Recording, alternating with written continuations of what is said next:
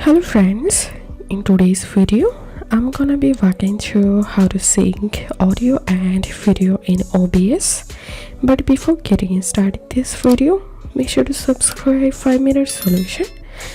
So first of all, launch your OBS studio and click on settings, and to sync audio click on audio and global audio device, click on desktop audio and select here your audio device and click on apply and click on OK.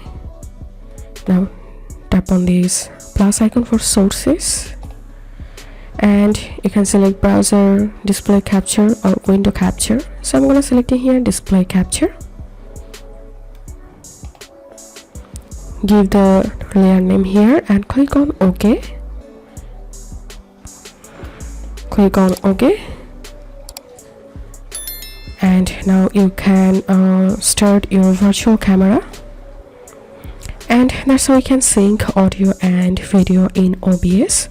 If this video helped you, give a thumbs up and please consider subscribe to 5-minute solution. Thank you for watching.